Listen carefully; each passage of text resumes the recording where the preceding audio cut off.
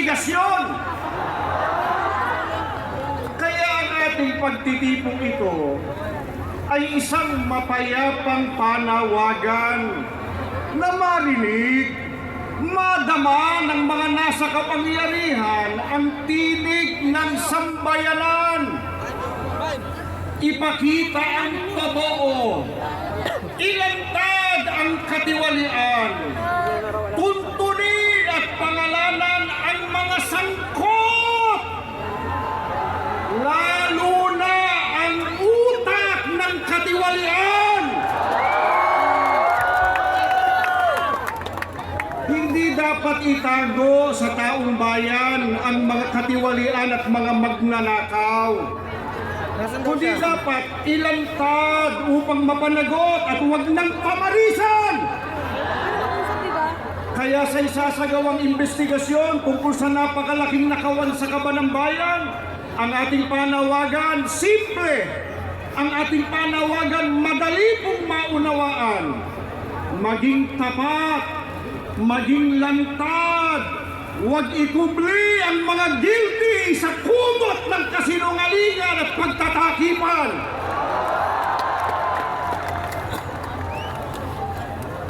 Pero nakakabahala, mga kababayan. May ilan sa mga nasa gobyerno, media, mga abogado at maging ilang political analysts na matatalino sana, may kakayahan magpaliwanag ng tama at totoo, ngunit tila nais baluktutin ang batas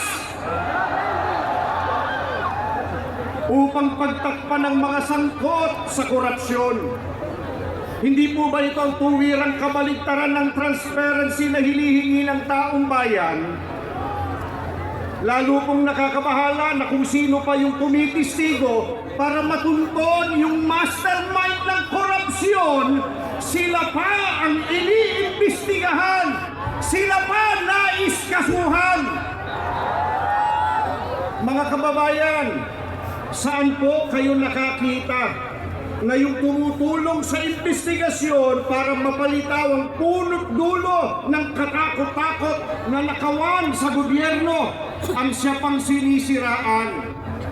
Hindi po ba masyado namang halata na concerted effort ang mga ito para talukbungan ng katotohanan at iligtas ang mga pinakanakinabang sa nakawan? Meron tayong pwedeng sabihin sa kanila, halata kayo. Ano nga sila? Ano nga? Hanggang sa dulo, iparinig natin sa kanila. Ano yun?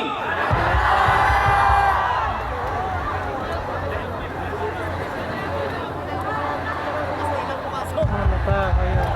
Halata kayo. Halata kayo. Halata kayo. Halata kayo.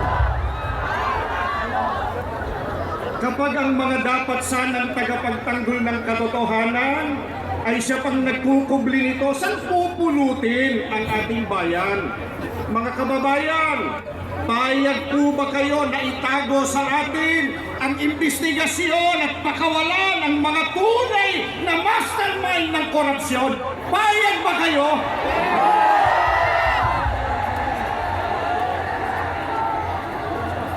Kaya malinaw po ang ating panawagan. Malinaw po ang ating panawagan. Ang investigasyon ay dapat maging transparent at makatarungan upang mapanagot ang mga nagkasala. Sapagkat kung meron pong pagtatakip, kung meron pong manipulasyon, kung ang batas po ay babaluktutin upang maprotektahan ang mga makapangyarihan, ay hindi kailanman maghahari ang katarungan at mananatili po na biktima ang sambayanan. Papayag ba kayo?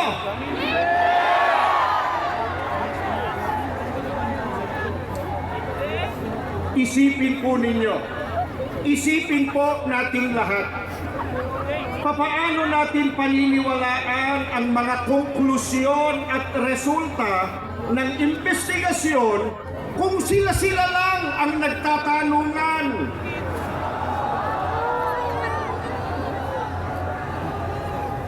Interesado po ang marami. Sino-sino yung tinatawag? Sino-sino yung itinuro nilang sangkot o may pakana sa nakawan sa pondo ng bayan? Ano-ano yung mga ebidensyang ipinakita? Papaano po ito ipinroseso?